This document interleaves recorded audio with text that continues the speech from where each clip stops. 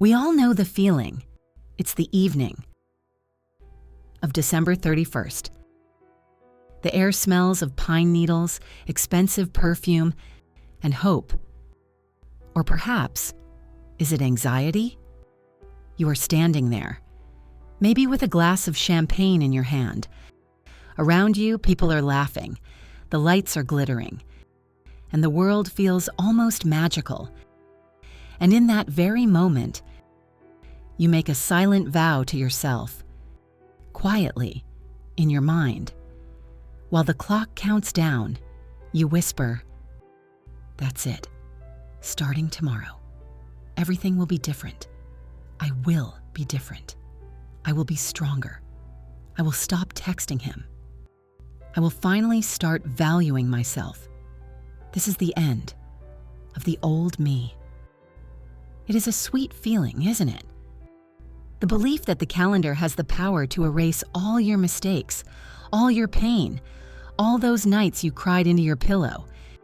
We truly believe that flipping a page on the wall can somehow flip a switch in our soul.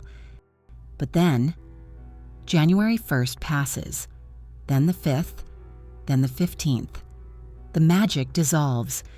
You wake up in the same bed, with the same thoughts, facing the same fears. And instead of relief, a heavy, sticky disappointment settles in. You feel guilty again. You think there is something wrong with you. I want you to exhale. Right now. Let it go.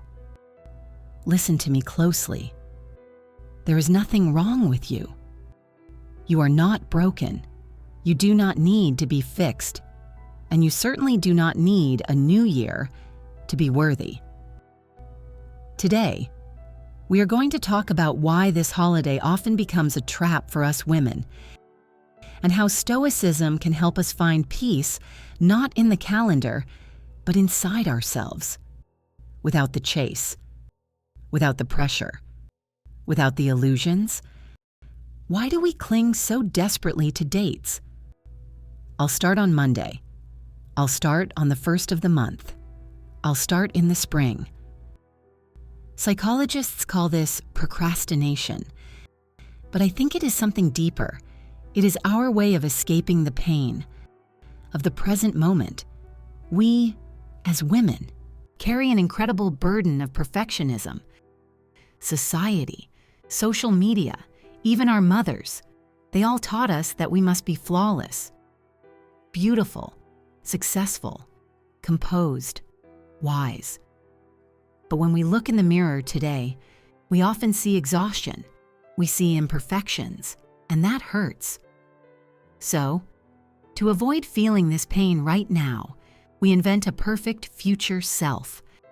That woman of January 1st, oh, she is perfect.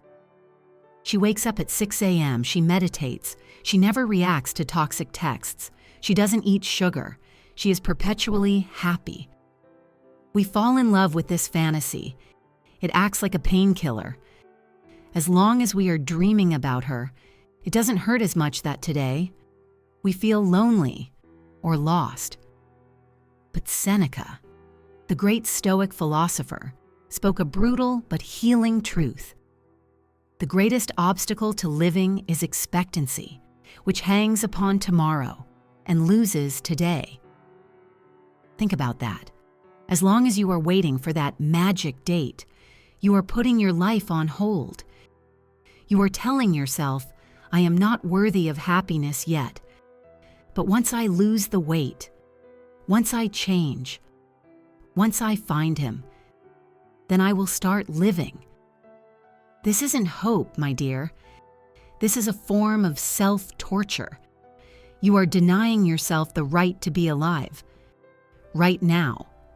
Stoicism teaches us something different. It doesn't teach us to become better tomorrow. It teaches us to accept reality today. What if you don't have to wait?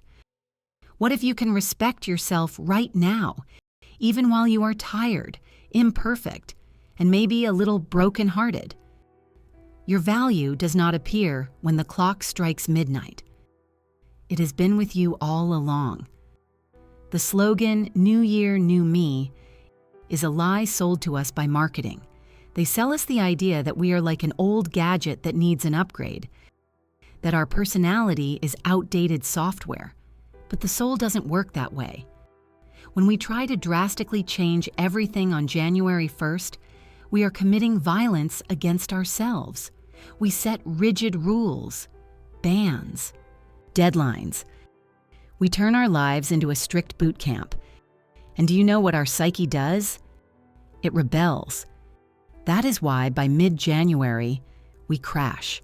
We go back to our old habits, but now we add shame to the mix. I failed again. I am weak. I am worthless. Stop this wheel. Stoicism is not about fighting yourself. It is about understanding yourself. Marcus Aurelius said, "Be like the cliff against which the waves continually break, but it stands firm and tames the fury of the water around it." You don't need to become new. You need to become solid. Real changes are not loud. They don't require Instagram posts or loud promises. Real changes are quiet, almost invisible decisions. It's when, one evening, you simply don't pick up the phone because you know the conversation will hurt you. No drama, no declaration of war, just silence. It's when you allow yourself to rest instead of running somewhere because you have to. It's when you stop looking for approval in the eyes of others and find it in your own reflection. This isn't a new you. This is the real you. The one you've been hiding behind fears and other people's expectations. The new year won't give you this. Only you can give this to yourself. And you don't need a special date for it. You only need a moment of silence and honesty. So, what do we do with this desire for change? How do we avoid falling into the trap of disappointment? First, let's change the word resolution to the word intention. A resolution is a debt. If you don't pay it, you are guilty. An intention is a vector. It is a direction you are walking in. If you stumble, you simply get up and keep walking. You don't punish yourself. You are your own friend, not your own warden. Second, stop waiting for perfect conditions. They do not exist. We often think, once the holidays are over, things will calm down, and then I will start. But life is chaos. There will always be problems. There will always be a lack of time. Someone will always try to ruin your mood. A Stoic woman operates within the chaos. She finds her 5 minutes of peace in the middle of a storm. If you want to feel like the queen of your life, do one small thing for yourself right now. Not on January 1st. Drink your coffee from your best cup. Not on the run. Say no to something you don't want to do. Go for a walk without your phone. These are small steps, but these are the bricks that build that self-respect we all dream of. Do not look for salvation in the calendar. Imagine that your life is not a rough draft that you will rewrite cleanly next year. Your life is happening now. Every breath you take is your life. Do not postpone it. I want you to do something unusual this New Year's Eve. Instead of writing a list of demands for yourself, instead of planning how you will fix and improve yourself, simply thank yourself. Thank that woman in the mirror for surviving this year. She went through trials that no one else knows about. She kept her back straight when she wanted to collapse.